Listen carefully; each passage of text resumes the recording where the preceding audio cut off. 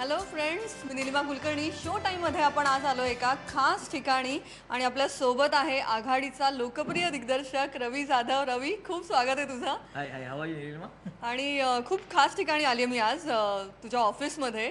ठाण्याच्या या खास ऑफिसमध्ये, पण मला ऑफिस नाही म्हणावं असं वाटतं. ही एक क्रिएटिव्ह जागा आहे, फारच गोड अशी, सुंदर अशी.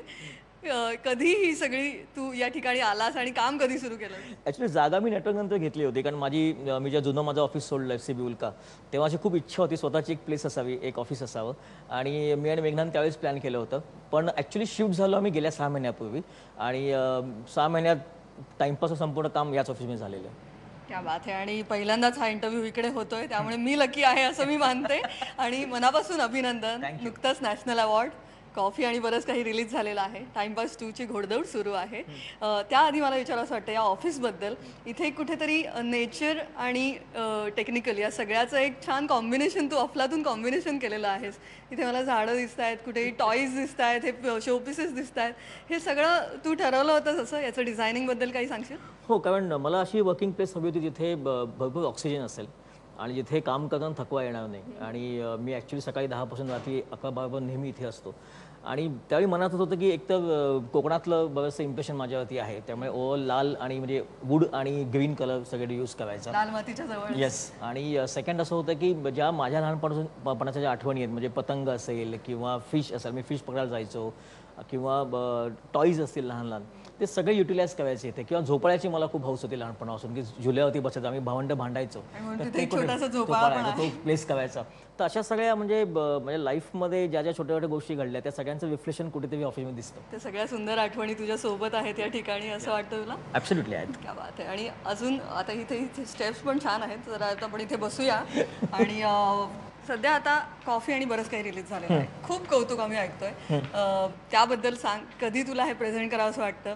त्या दिग्दर्शक प्रकाश कुंटेची त्याची ही सगळी घोडदौड होती आणि तू त्याला कधी साथ दिलीस, त्याबद्दल? जेव्हा मी प्रकाश कोंटेची ही फिल्म पाहिली, कॉफी आणि बरंच काही, तेव्हा मला पर्सनली त्यातलं एक गोष्ट खूप आवडली, ती म्हणजे त्या फिल्मची सिम्प्लॅसिटी. बऱ्याचदा असं होतं की पहिली फिल्म आपण नेहमी एक डिफिकल्ट टॉपिक घ्यायचा प्रयत्न करतो, आपल्याला दाखवायचं असतं बघा मला काय काय येतं. ते सगळं बाजूला करून प्रकाशने एक अशी सिंपल गोष्ट मांडली आहे सिनेमामध्ये, जी सिंपल आहे पण खूप महत्त्वाची आहे, की कन्व्हर्सेशन.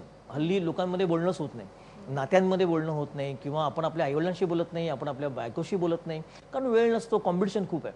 तर ही अशी छोटी गोष्ट आहे जी आपल्याला माहिती आहे पण आपण ती करत नाही. आणि प्रकाशने ती इतकी सुंदर गोष्ट आहे की एक जर मनात काय आलं असेल तर बोलून टाका. त्या एका छोट्याशा गोष्टीवर त्यांनी आपला पहिला सिनेमा केला आणि मला वाटतं खूप डिफिकल्ट टास्क होतं. त्यामुळे मी जेव्हा ती फिल्म पाहिली, मी प्रकाशला म्हटलं की या फिल्मसाठी तू सांग, मी काही करीन. ख्वाडा, ज्याला आता राष्ट्रीय पुरस्कार मिळालेला आहे, 2 राष्ट्रीय पुरस्कार मिळालेले आहेत, तर त्यालाही तू साथ देतोयस भाऊराव कराडेला, तर त्याहीबद्दल सांग. ख्वाडा मी गेल्या ऑक्टोबरला पाहिली, म्हणजे पिफच्या आधी, म्हणजे मला वाटतं मुंबई फिल्म फेस्टिवलच्या आधी ती फिल्म मी पाहिली. पिफमध्ये त्याला पहिलं अवॉर्ड मिळालं आणि आम्ही दोघे एकदम खुश झालो.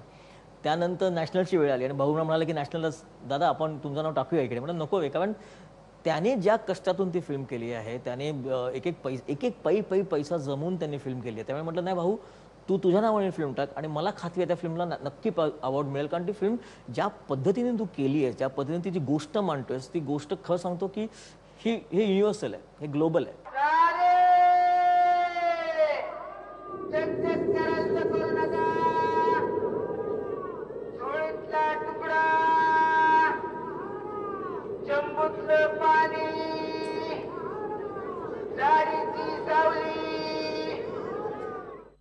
रवी, जसं मी म्हणते की आज मला हे शानदार ऑफिस दिसतंय, ही शानदार जागा दिसतेय, आणि तेव्हा मला कुठेतरी आधीचा रवी जाणून घेण्याची इच्छा होते, जेव्हा 2008मध्ये नटरंगपासून ही सुरुवात झाली. पण त्याच्या आधी तू ॲडव्हर्टायझिंग क्षेत्रात ही खूप मोठं नाव कमावलेलं आहेस आणि तिथून तू एक अख्ख्या वेगळ्या क्षेत्रात जंप मारलीस. हो.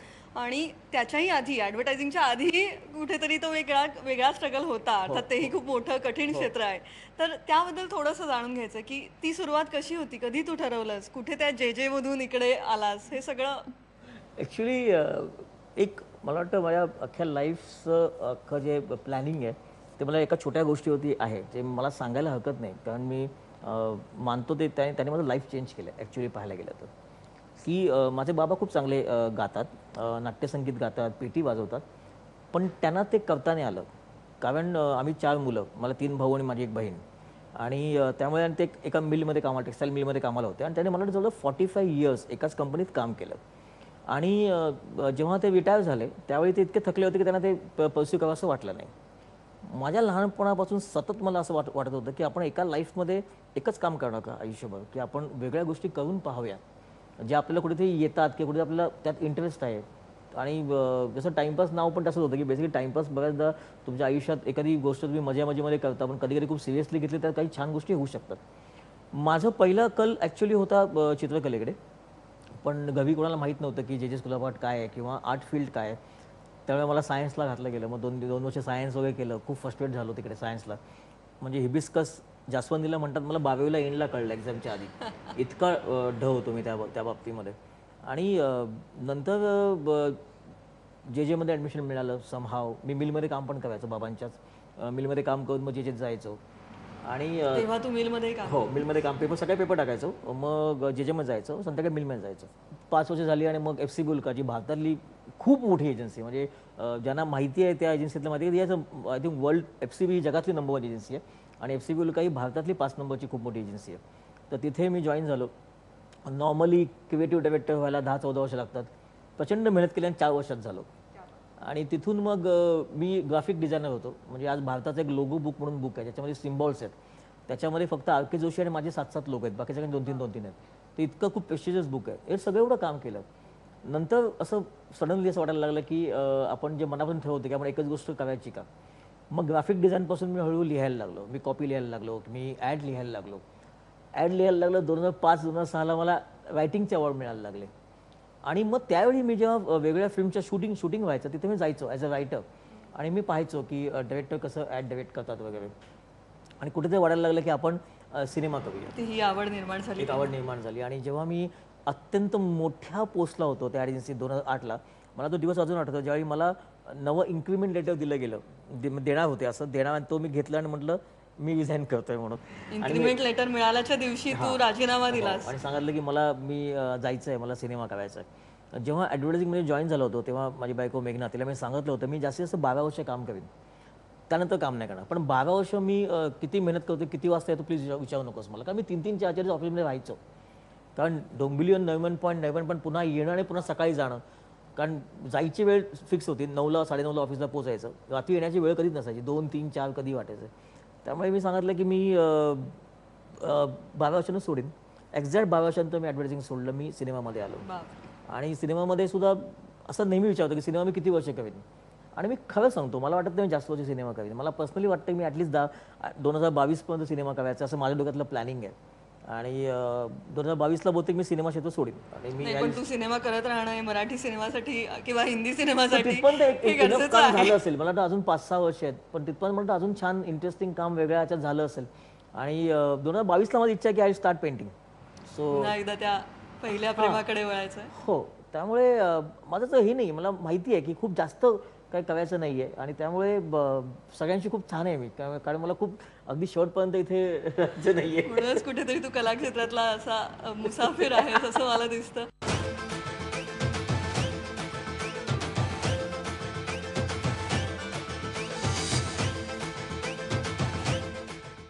या सगळ्यात रवी मेघनाची साथ तुझ्या पत्नीची साथ खूप मोठी आहे.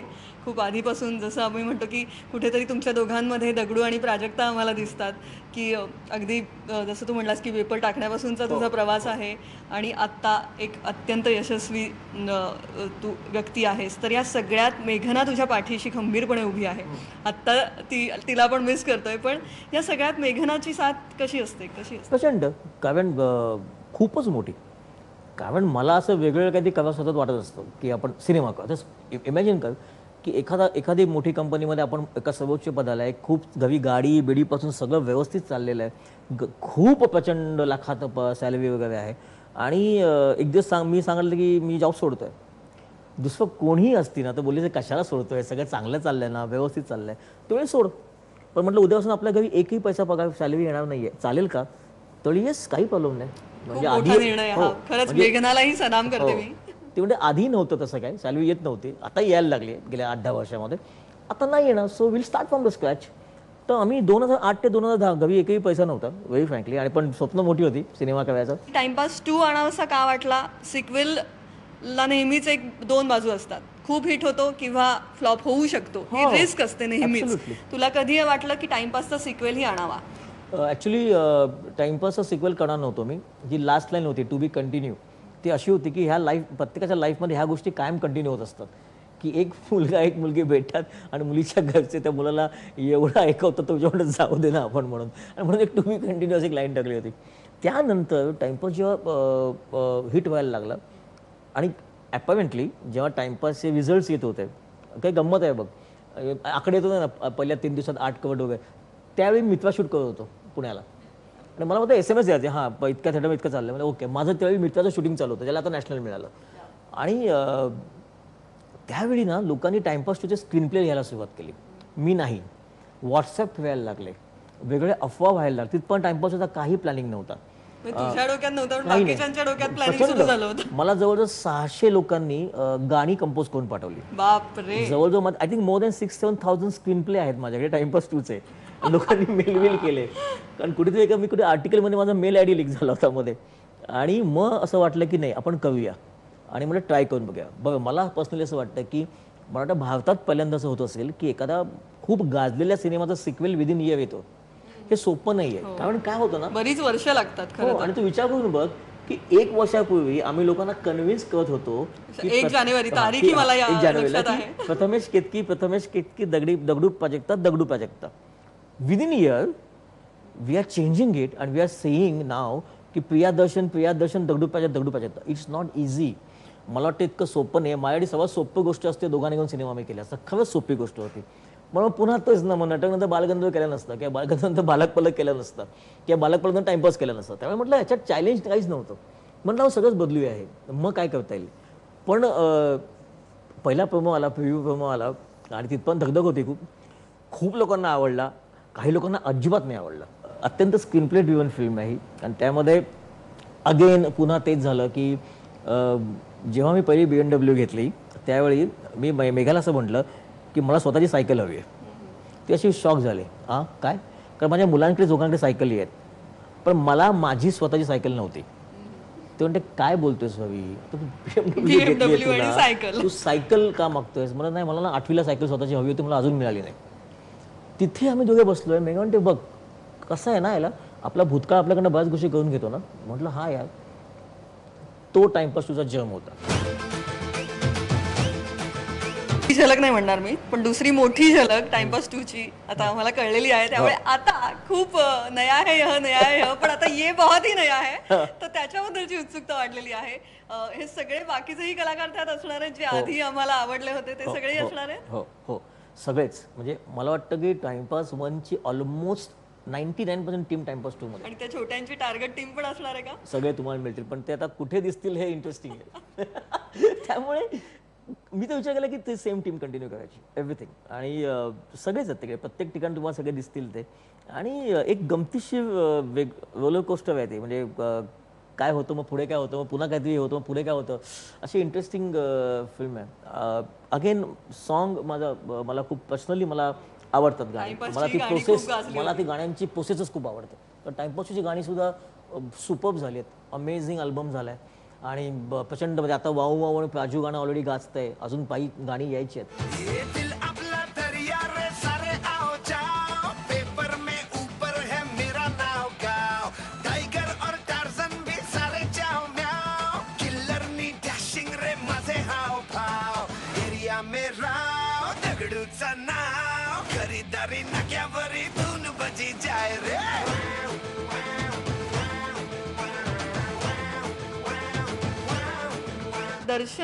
प्रियदर्शन जाधव प्रमुख भूमिकेत, दगडूच्या भूमिकेत, रॉकीच्या भूमिकेत तुला कधी दिसला आणि का वाटलं की हाच आपला दगडू? मी त्याच्यात एक गंमत सांगतो तुला की जेव्हा फर्स्ट प्रिव्ह्यू आला आणि त्यावेळी लोकांनी दर्शनला पहिल्यांदा पाहिलं, खूप मिक्स रिॲक्शन मिळाले मला. खूप लोकांना खूपच आवडलं, आणि सगळ्यांनी मला माझं कौतुक केलं की हॅट्स ऑफ, की एवढं कन्व्हिक्शन आणि एवढी डेअरिंग तू करू शकतोस. खूप लोकांनी अजिबात नाही आवडलं, म्हटलं, कारण मला तो छोटाच चांगला होता. गंमत अशी आहे, यश प्रथमेशचंही आहे की नाही, तो आणि भावला गंमत होता अशी आहे जेव्हा टाइमपास वनचा पहिला प्रोमो आला त्या लोकांनी हेच सांगितलं होतं, हा काय मुलगा हिरो आहे, ह्याला आता किती घाण दिसतो वगैरे XYZ तू यातूनही गेलेला आहे अशा कमेंट होत्या. आणि आता टाइमपास तुला म्हटलं वा म्हणजे नक्की वर्क होणार. रवी, अगदी जाता जाता पण एक कळीचा प्रश्न विचारते तुला. असं म्हणतात जेव्हापासून तू आलायस एक वेगळा सिनेमा आम्हाला दिसायला लागलाय, एक सिनेमाची स्टाईल, मार्केटिंग स्टाईल, अगदी डे 1 पासून शूटिंगच्या सगळ्या अपडेट्स, हे सगळं नवीन होतं तेव्हा मराठी सिनेमासाठी. आणि आता जे नवीन दिग्दर्शक आहेत, जे प्रथितयश दिग्दर्शक आहेत, एस्टॅब्लिश दिग्दर्शक आहेत, ते सगळे म्हणतात की नाही, रवी जाधवला इंडस्ट्री कळली आहे. तर याबद्दल तुझं काय मत आहे? तुला काय वाटतं? कारण असं हे सगळं चित्र आहे, त्याबद्दल काय तुला काय सांगावं असं वाटतं? वेगळे जॉनर्स आहेत बनत. म्हणजे मला टाइमपास ज्यावेळी केला तर मी कुठेतरी बऱ्याच ठिकाणी वाचलं होतं की हाच तोच दिग्दर्शक आहे का जे नटरंग बालगंधर्व केला होता, त्याच्याकडनं खूप अपेक्षा होत्या आणि त्यांनी हे काय केलं. मला असं पर्सनली वाटतं की रिअल कमर्शियल सिनेमा हा जॉनर खूप कमी लोकांना मराठीत येतो किंवा कळला आहे. आणि तो जर योग्य पद्धतीने केला तर yes, there is a lots of scope for commercial cinema, म्हणून मी तो केला. पण एक मात्र नक्की आहे की लर्निंग प्रोसेस चालू आहे. तेव्हा लोक जे म्हणतात की आता एस्टॅब्लिश झालोय मी ऑलरेडी किंवा मला कळतं, मला खरंच कळत नाही. मी अटेम्प्ट करत असतो सतत, कारण ऑडियन्सला 100% समजणं खूप डिफिकल्ट आहे. क्या बात आहे रवी, खरंच खूप छान वाटलं असं याची गप्पावरून. तू टाइमपास कधीच करत नाहीस, काम करत राहतोस सतत, आणि हे सातत्यानं केलेलं क्रिएटिव्ह काम कुठेतरी उत्तुंग यशाची भरारी घेत राहतं. खूप शुभेच्छा तुला आगामी सगळ्या प्रोजेक्टसाठी, मनापासून शुभेच्छा. Thanks a lot. Thank you Lakshmi. Thank you.